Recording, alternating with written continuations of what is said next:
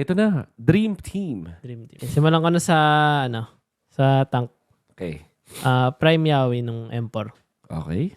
Kasi yung Prime Yawi na yun, pag sinabi kong huliin mo tong si ganto, talagang dadating sa'yo. Yun yung Okay. para sa akin. Okay. Sa gold lane naman, yun, si Kelra.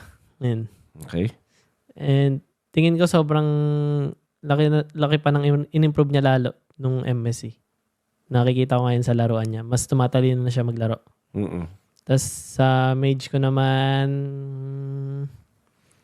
hirap ako mamili sa Sans tsaka Prince eh. Pero tingin ko mas balance kapag si Prince. Kasi si Prince shot caller din siya. Tapos medyo selfless din siya na mage. Unlike kay Sans na parang farmer mage. Ganun. Yes, okay. Tas Understood. Sa XP naman, si Edward. Okay. Wala Akong masabi kay Edward eh. Consistent. Wala na.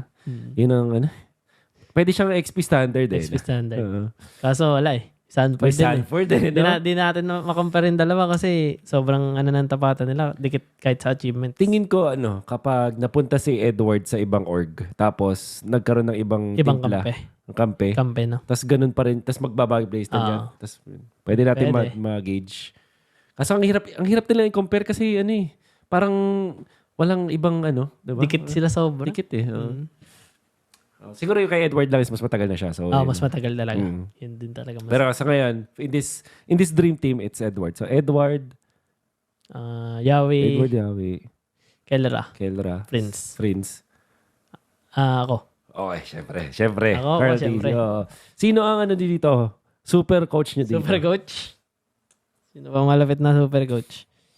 Si na lang, Coach RC. Kasi tingin ko di namin need ng sobrang galing na drafter. Kailangan namin ng parang father figure ba na maalalayan kami. Ganun ba si Coach RC? Medyo. Sakto lang.